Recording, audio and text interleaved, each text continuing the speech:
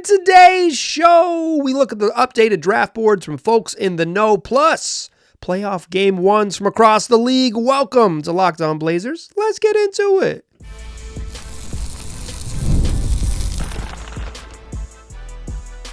You are Locked On Trailblazers, your daily Portland Trailblazers podcast, part of the Locked On Podcast Network. Your team every day. What up, world? It's your past first point guard and Trailblazers reporter, Mike Richmond. You are listening to another episode of Locked On Blazers, part of the Locked On Podcast Network, available wherever you get podcasts and also on YouTube. Thanks for making this show your first listen. Coming at you each and every weekday, Monday through Friday.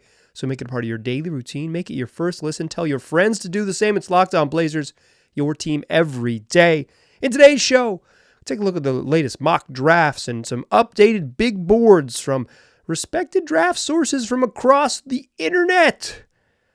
Plus, we'll talk playoff game ones. Damian Lillard, very, very good. CJ McCollum, not quite good enough. We'll talk about some old friends and just some trends across the league. I love the first weekend of the playoffs. 4 games on back-to-back days. It's a whole bunch of fun. I spent a lot of time watching TV. I'll tell you, I'll share my thoughts with some sort of old friend-centric ideas in the second segment. Plus, the Blazers have lost an assistant coach who's getting a new job, an assistant coach over there in Brooklyn. We'll talk a little bit Blazers news and Steve Hetzel to close the show. Let's start with the mock draft stuff, though. It is truly like for the Blazers, like the shift is to draft season. For Blazers fans, that is, you hope the franchise has kind of been spending a little more time on the draft than you and I. I don't know, maybe you're out there really poring over it, but the sort of the focus with this team out of the playoffs and armed with 2 lottery picks is kind of what comes next. Conceivably only 1 lottery pick, but most likely they're going to pick something like 3 and 13 in the upcoming draft. We'll get the tiebreakers broken this week, so that we will know for sure what the deal is with where the Blazers are picking. But there's some I want to run through some latest mocks. The ESPN has a new mock out I want to discuss a little bit, and then a couple big boards, 3 different big boards from some people that I think are the best out there covering the NBA draft, some of the sharpest minds covering the draft. And I think that the difference that you see in them really illustrates kind of what this draft is going to be like. Let's start with ESPN's draft. I went behind the paywall. I've uncovered the latest mock draft from Jeremy Wu and Jonathan Givony. They got the Blazers taking Donovan Clingan at 3 and Tijan Salon at 14. I think I would like this draft. I don't love Clingan at 3 because I don't love his upside, but I understand that I am very comfortable with Clingan being an impactful NBA player. I think he's going to be like an NBA starter and like good. That would be what I would have to guess.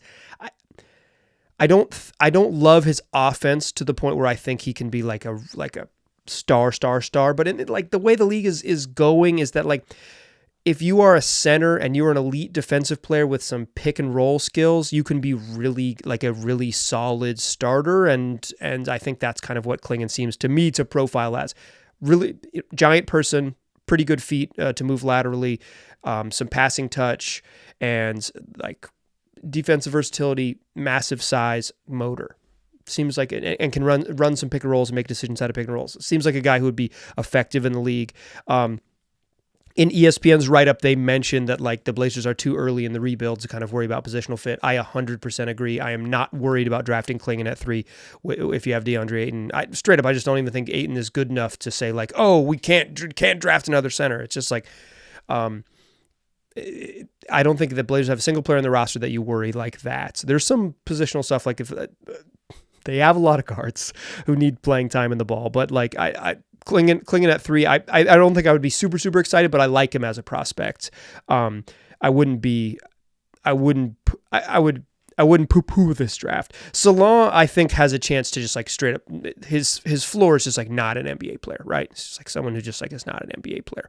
The more I read about him, John Wasserman at Bleacher Report had some good thoughts on him about like he just doesn't do much off the dribble. Like he could shoot, he can move off the ball a little bit, and he has some defensive upside, but he just doesn't do like he doesn't have like the star skills, which is like offensive creation stuff.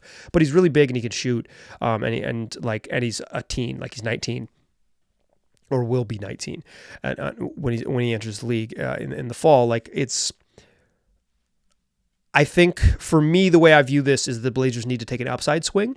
And I'm in favor of Salon at 14 because it's like, sure, like he might not be an NBA player, but the upside is there for him to be like a really intriguing player, right? Is that he's like, he's a 6'10" shooter, 6'9", 6'10" shooter with some defensive versatility, and maybe he grows from a teenager into whatever's next. Like he's pretty raw, and I think the Blazers are their best path to getting good is to finding a prospect that was maybe undervalued or is raw, and you grow them into something that they can truly become, right? You season them in the league and have them become a star. I think if ESPN's mock at Klingon and Salon was what the Blazers draft ended up being, I would come away with that saying like, all right, pretty good. They did a good job. I'm intrigued to see what this becomes. To me, that's it.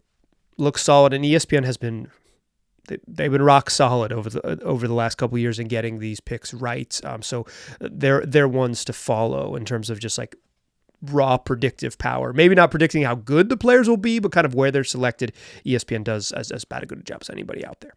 Okay, the other thing I want to discuss here is because not a lot of folks in my search of the internet, people are waiting for their mocks. No one has released a new one in a while. Friend of the program, Kristen Peak, is about 2 weeks back that I didn't. It was in between. I didn't share it on my last mock draft roundup, but now it's kind of dated because it was before the end of the season, so it's not mock draft. So it's not good on this one. She had the Blazers at 5, taking Donovan Clingan and Dalton Connect at 13. Connects, I bet he'll be an NBA player, but I don't love him because he's older, but the Blazers aren't at 5 anymore. So, but we will continue to do that.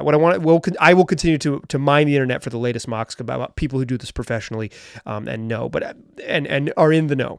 But a couple of folks who I really, really respect, three different people who I really, really respect in the NBA draft game and the draft prep game, release their big boards. So not like a true mock, but their ranking of prospects. And the differences in them, I think, are telling.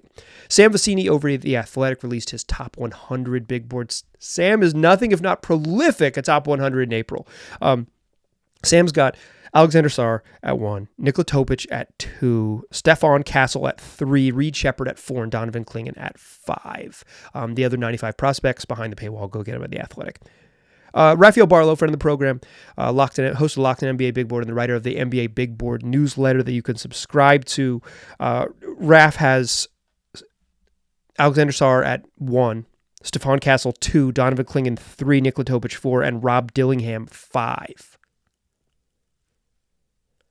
And then Hoop Intellect, the YouTube channel Hoop Intellect, hosted by Keandre. Hoop Intellect is like maybe the best draft YouTube channel that there is. Keandre does a freaking great job. It's thorough, it's thoughtful. I find it to be really good stuff. It's probably my favorite draft prep channel because I can, if I need to know, there's full scouting reports, there's little mini scouting reports. Hoop Intellect has a top 100 as well, and the top 5 on their big board: Alexander Sarr, Ron Holland, Rob Dillingham, Matas Buzelis, Nikola Topic. Shepherd only appears in Vecenie's, but nobody else is. Dillingham is 5 on Raf's board. He's 3 on the Hoop Intellect board, but Buzelis appears only on Hoop Intellect boards and nobody else's. Topic is on everyone's board. 2 for Vecenie, 3 for Raf, 5 for 5 for Hoop Intellect. On Hoop Intellect, Ron Holland is there, not there on anywhere else. I think you're starting to see the ranges, right? Even for like Sarr seems to be clear consensus at the top, right? Everybody thinks Alex Sarr is going to be the best prospect in this draft and going to go number 1. But behind that, from 2, it could be anywhere from Stephon Castle to Nikola Topic to Ron Holland. I've seen Dillingham mocked as high as up there. I've seen Reed Shepherd mocked in the top 3, or at least at the top 3 in some people's boards. Like, I think this bodes well for the Blazers for a couple of reasons. One, if depending on where they land, if they like their guy, if they're 3, 4, 5, if they're picking after, say they're 2 through 6 or whatever. Sarr's gone, but they're somewhere in that 2 through 6 range. Whoever they like as the second best prospect on their board might not be who another team likes as the second best prospect on their board, which allows the Blazers to trade back if they want to, or if the Blazers feel comfortable, that like 6 through 13 is also pretty wide open, because if 2 through 6 is wide open, somebody gets bumped back, then they might be able to get two of their favorite players by staying put. Stay put at 3, stay put at 13 or 14, wherever they want land with that pick, and get the guys who you had at 2 and 5 on your big board list, like it on your own draft board. I think having to like this draft is, there's no the Joe Cronin mentioned this, and I think I agree with the logic. The lack of consensus, like it's generally considered a weak draft, and what that means is that there's not a lot of all-star caliber players in it. There's like a lot of role player types, right? Which isn't ideal for where the Blazers are. They need stars. They don't need more role players. And I doubt they will end up with both lottery picks. I think it's relatively unlikely that they end up with both lottery picks. So I think the most likely scenario is you trade up or trade back. And I think trading back twice wouldn't surprise me. Like trading back and then trading out for future picks or whatever it might be, or packaging a pick with a veteran to like upgrade the roster somewhere else. But they don't have to chase it. This isn't the Wemby draft, or like the begging that you get in the top 3 of last year's draft, really the top 2, and then they ended up the guy that we all maybe thought was 2 ended up going 3rd, and Brandon Miller looks excellent. I think looking at Vecini's board, who I really, really trust and appreciate his work, and Raphael, who, if you've heard me on the show with him before, it's like a friend of the program and like legitimately one of the best guys covering the draft. And like I said, Keandre over at Hoop Intellect is like probably the best draft channel on YouTube. It's freaking great. Look at the number of subscribers he has. It's like 50K or something like that. Like, folks like it.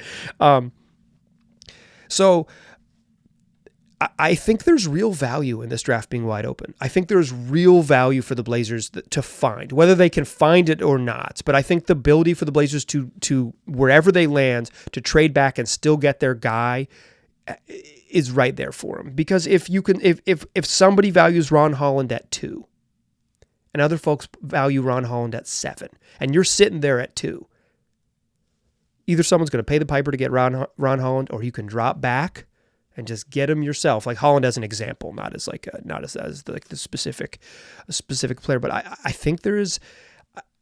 I think the non-consensus, as Joe Cronin mentioned in his X interview, has some value for a team with 2 picks and willingness to be flexible, because the Blazers don't have to chase anything. They don't need to chase fit. They just need to nail a draft pick, and the sort of wide openness of their roster and their situation, allowing them to chase exactly what they should be after, which is the best player that they can possibly acquire, I think has some absolute value for them. Okay, let's talk playoff game 1s. I'm recording this late on Sunday evening. I watched the playoffs this weekend. I got some thoughts, and I watched Damian Lillard go nuts. A throwback go nuts game. Let's talk about Dame and CJ and some other former old friends and some general thoughts about the playoffs in the second segment. Join me there, won't you? First, let's talk Monopoly Go. Look, if you're a competitive person who loves Monopoly, chances are you're going to love Monopoly Go. And moreover, chances are your friends are already playing Monopoly Go. It's been downloaded over 150 million times. It's a great mobile twist on classic Monopoly that you can play anywhere, anytime. You explore hundreds of Monopoly boards from Vegas to Camelot to the moon, all while raking in a huge fortune. You can charge rent on iconic properties just like in classic Monopoly, or you can go find your friends and go after their Monopoly by pulling bank heists and taking wrecking balls to their landmarks. And this if you're truly competitive, this is what you're going to love, is the leaderboard. You can see where you rack up, see who's a Monopoly tycoon, see who's gone bankrupt. So go get yourself on the charts. Download Monopoly Go for free on the App Store or Google Play. Today's show is also brought to you by Gametime, your source for last-minute tickets. Look, we're not going to have any playoff games here in the Pacific Northwest this summer. There's no NBA playoff games here in Portland this summer, but there's still some games to go to. Like if you want to head up to Seattle and watch the Mariners, they basically play every day but Thursday all summer long, and occasionally they take Mondays off as well. But they got 80 freaking games, and if you want to procrastinate and decide maybe the night before, the afternoon before, or the week before that you're going to head up the following weekend, there's no better spot to procrastinate than on the Gametime app. They got last-minute deals to save up to 60% off buying last-minute tickets for games. So whether you want to go up and see the Storm play in Seattle this summer, or you want to see the Mariners, whatever it might be, or if you want to go see the Timbers and Thorns play right here in town, if soccer's strikes your fancy, see a little footy, go check out the Gametime app, and you can take the guesswork out of buying tickets with Gametime. Download the Gametime app, create an account, and use the code LOCKEDONNBA for $20 off your first purchase. Terms apply. Again, create an account, use the redemption code LOCKEDONNBA. That's LOCKEDONNBA for $20 off. Download the Gametime app today. Last minute tickets, lowest prices guaranteed. All right. I sat down on my couch today. Got back a little bit late, had to run an errand, and I saw the score, and I knew I had to rewind the record and watch it from the beginning. And I turned on the Bucks-Pacers game from the beginning, and I watched Damian Lillard set up a defense by driving to the rim early. He said, if you're going to put pressure on me this far from the rim, 35 feet from the rim, I'm going hard left. I've watched Damian Lillard take a pick from 35 feet and drive hard left a lot of times in my life. Many in person, many on television. It was a familiar sight. And then Damian Lillard, after he set him up with the drive, started raining three-pointers down on the Indiana Pacers. He hit 6 threes in the first half. At one point, it was Indiana Pacers 29, Damian Lillard 29. He finished with 35 in the first half. The Pacers scored 42 and the Bucks cruised. And I'm glad I rewound it. I'm glad I watched it from the beginning because he was magnificent, and it reminded me why a team trades for Damian freaking Lillard. Because Giannis Antetokounmpo doesn't play in the game and doesn't matter because you have someone capable of taking over a moment. It's also bittersweet, right? Like, I think most Blazer fans I know, most Blazer fans in my life are rooting for Dame one way or another. Like, they're rooting for him. They want to see him win. They want to see him excel in Milwaukee. A lot of them want to see him come back to Portland eventually too.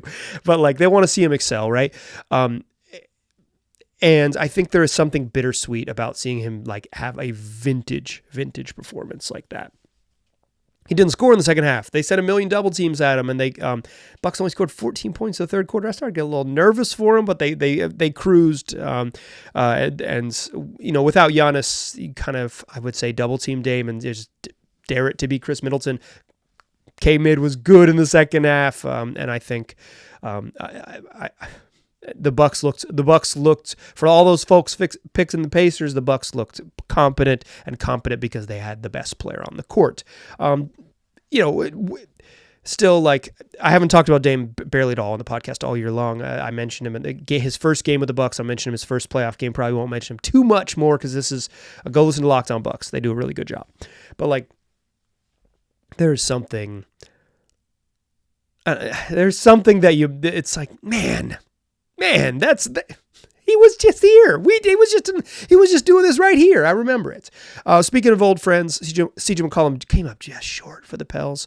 He missed a 3-pointer that would have given them a lead with like a minute 10 left in the game. Really good look at it, bricked it, hit a little jumper to cut the lead to 1, and then had a chance to win the game at the buzzer, but Cason Wallace poked the ball away, and CJ missed what was a difficult 3 that would have won them the game. Pels OKC, that looks like it's going to be a fun series. The Pelicans are just pesky enough, and OKC might roll in game 2 because game 1s are kind of feeling out games, right? Sometimes you see big blowouts in series that are going to be close, and sometimes you see close games in series that are going to be blowouts because everyone's just kind of getting acquainted with how it's going to work and the sort of the rhythm of everything in the playoff series. But I think Pels Thunder might be the most intriguing. Certainly was the best games. A bunch of blowouts, mostly blowouts this weekend. But it was really intriguing for me. The other one that's really intriguing for me is, one more thought on in my notes. I'm not going to miss this. So in the fourth quarter, Jalen Williams, Arkansas, checks in. That's the backup center, Jalen Williams, not the starting like future All-Star wing, Jalen Williams. So Jalen Williams, Arkansas, checks in, and him and Jonas Valanciunas are like being real physical. First play, Jalen Williams meets Valanciunas like just below the foul line as he's coming down the court, and they just big bodies crash into each other, and I'm like, whoa, it's about to get physical. And then Jalen Williams hits a three-pointer from the corner, and he starts just talking smack to Valanciunas. They had just gotten tied up in the possession before, kind of locked arms, trying to rebound, and he's talking smack to Jonas Valanciunas, and he's like, what's up, JV, blah, blah, blah. And the ESPN graphic, it might have been on Turner. I think it was on Turner. It was on TNT. The TNT graphic says, like, Jalen Williams has 18 points. I said, Jalen Williams has 18 points? I missed the first quarter of this game. He has 18? No, they were confused. It was the other Jalen Williams who had that many points. They gave the points to the wrong person. That was really fun. The other series that really intrigues me, like if you're just like kind of running it down, these aren't old friends, but these are, shout out to Norman Powell and Mason Plumlee, but I'm not going to talk about either of those two dudes here. Clippers look really good without Kawhi Leonard. I like the playoffs because you get a game like Ivica Zubac played today where it's like everyone's joking about like Zubac, when he has to guard Luka, he gets barbecued. He's barbecue chicken. He was great. He was great in game one. And Terrence Mann does what he does. And when games are big, Terrence Mann is just, he's a hooper. The dude plays hard. I thought he played excellent defense in this game. And like, I love the playoffs because I love role players stepping up. In New York, Deuce McBride, Haters Guide to the playoffs was for Deuce McBride to struggle and the Knicks to need Malcolm Brogdon, and Deuce McBride hit 5 threes. Hate on that. He was great. I love when role players have these moments in the playoffs. It's so fun, right? It's so fun. Speaking of role players and former friends, how good was Josh Hart? Josh Hart plays at an intensity level that his opponents can't match. Like, that's the fun part about his game, is that he is playing at an intensity level that you can't play at. And he knows it. He can turn the dial up. Like, your dial goes to 10 and Josh Hart's dial goes to 17. And he just, he made threes, and when Josh Hart makes threes, he's incredible, but he just plays so friggin' hard. He's really fun. The title favorites coming in, I think for most folks, and certainly for me, were Denver and Boston. After the game ones, Denver and Boston, still my title favorites. We'll check into the playoffs a little bit. I'm not going to do like a daily recap on the playoffs. This is a Blazers show. We're going to focus on the Blazers. It's what we do. But Dame was so freaking good that he needed to mention, and CJ almost hit a game winner. He needed to mention, and Josh Hart is Josh Hart. Josh Hart plays like Josh Hart. Is what he does every time he gets an opportunity, as he plays just like himself. There's some minor Blazers news. Chauncey Billups is going to need to replace an assistant coach on his staff because Steve Hetzel got a new job. Let's talk about that and assistant coaching in the third segment to close the show. But first, let's talk PrizePicks. It's daily fantasy made easy. It's the number one fantasy sports app. Over 3 million members, and it's the easiest, most exciting way to get in on the action while you're watching your favorite sports and your favorite players. You just pick more or less on our 2 or more player stats projection. When you get it right, you win. Listen, the playoffs are here. We've made it. This is, if you were on your couch this weekend, you got 4 games Saturday, 4 games Sunday. And the fun part about the first round is even if the series aren't good, you're going to get multiple games every night rolling along. 40 games in 40 nights used to be the old television slogan. And like, if you're watching games, you can also play along right there on PrizePicks. You can win 100 times your money on PrizePicks with as little as 4 correct picks.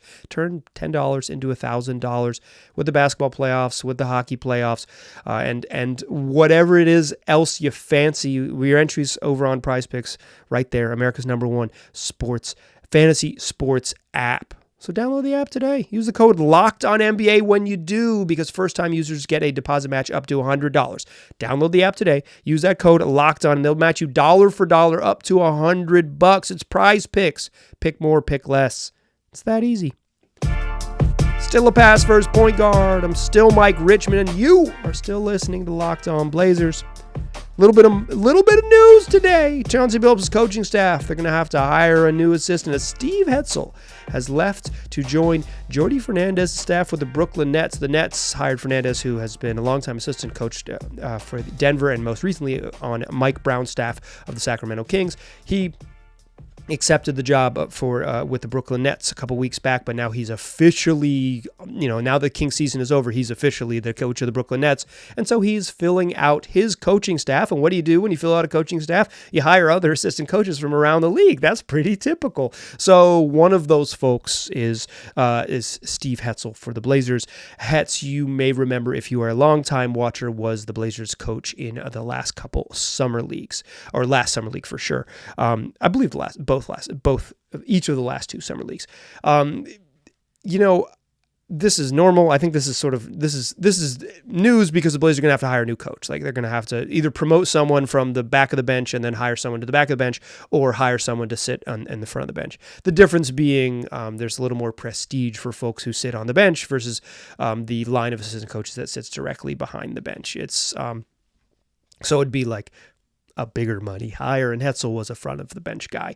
Hetzel's worked in the league for a long time. He worked for Steve Clifford in Orlando, and obviously has been part of Billups' staff each of the last 3 years.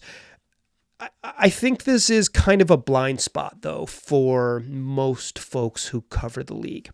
I have covered the Blazers for a decade in various capacities. And one of those capacities was a beat writer for the newspaper in town. And like in that capacity, in that job, in that role, I covered the team every day. I traveled to road games. I was there in the locker room. I was there in the locker room in San Antonio and Memphis and Boston and all that. And I was much closer to the team than I am now. Certainly I cover the team and think about them a lot, but it's like just in terms of human interactions are a lot less for me now. And even then, when I had relationships with the assistant coaches and I had, phone numbers and contacts and all those things, like, it's still hard to know the minutia, the everyday of what they do. Like, you kind of know, right? Like, for the Blazers, Roy Rogers is in charge of the defense.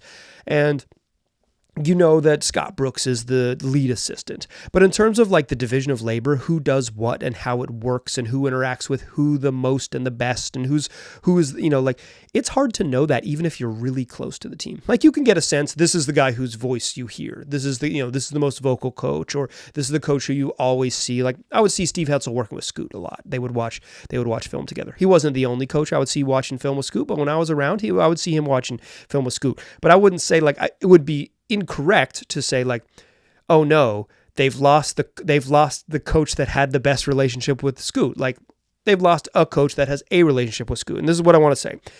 Assistant coaching, I think, is vitally, vitally important. I think it's vitally important, but I think it is largely an unknowable variable for those outside of the team and outside of the league. Who's well respected, right? Like when under Stotts' staff, when I was a little bit close to the day-to-day minutia stuff, it's like I knew that David Vanderpool and Nate Tibbetts were guys who were going to get looks in the league.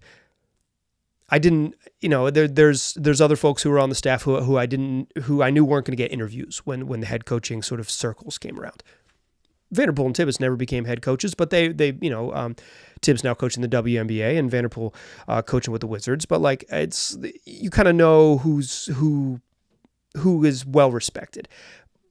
But in terms of impact, it's kind of hard to know. It's an unknown. I think it's an incredibly important variable, but hard to know. So here's what I'll say. The Blazers are probably going to be bad on purpose next year. So like, this coach is maybe not going to impact whoever they were to hire, may not impact like wins and losses in the immediate term.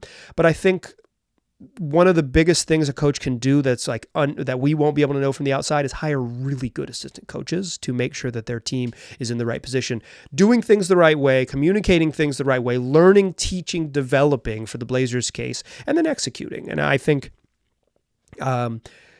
perhaps Steve Hetzel will be the guy who does that for the Nets, and perhaps the person who replaces him will help be part of that for the future for the Blazers. But somebody to keep an eye on. The Blazers are going to either have to promote or add an assistant coach. They could promote like multiple guys from behind, right? The way you can do it is like you promote a video coordinator to assistant coach, you promote a behind the bench coach to a front of the bench coach, and then you hire a new video coordinator. Like there's a lot of different ways to do it, or you can just straight up hire a new assistant coach from somewhere else around the league or out of the league or whatever it might be. Okay. It's a couple shout outs and then the show's going to end. One, I want to shout out listener Alex K, who gave me an idea for the Haters Guide. Alex had sent me a trade idea that involved Jeremy Grant getting traded to the Cavs, and I shared it without credit here on the podcast. I didn't share the details that Alex offered, but honestly, that was like, we exchanged emails. I said, all right, I see what you're cooking up here. I wouldn't cook with those exact ingredients, but I see what you're cooking up. And then I shared kind of my version over to the pod. Shout out, Alex. Shout out to you. One more shout out, and this is a more general one. It's a specific and a more general one. Shout out to anyone who bought weed from Carmelo Anthony this weekend. That's a crazy sentence you can say on a podcast in 2024. Shout out to anyone in Portland, Oregon, who bought weed from Carmelo Anthony this weekend. Carmelo came back to Portland with some sort of designer weed brand to sell, I don't know, like expensive pot to locals, and then like signed autographs. And I saw some folks on social media who had, gotten photos or autographs or whatever from Melo. And it's just so funny to me how far the world has come that Carmelo Anthony, if you had told me in 2003 when he was coming out of the draft that, hey, in like a couple of decades, he's going to come back and sell pot in the place you live, I would have been confused because I was pretty young, but maybe excited. As like a sophomore in high school. But I saw someone, a friend of the program, Reed in the grocery store wearing a Carmelo Anthony Syracuse jersey and a Trailblazers hat, and I knew from all the way down the aisle where I saw Reed, I said, this person bought weed from Carmelo Anthony. And Reed showed me a little jewel case, presumably had pot in it. We were inside of a nice grocery store.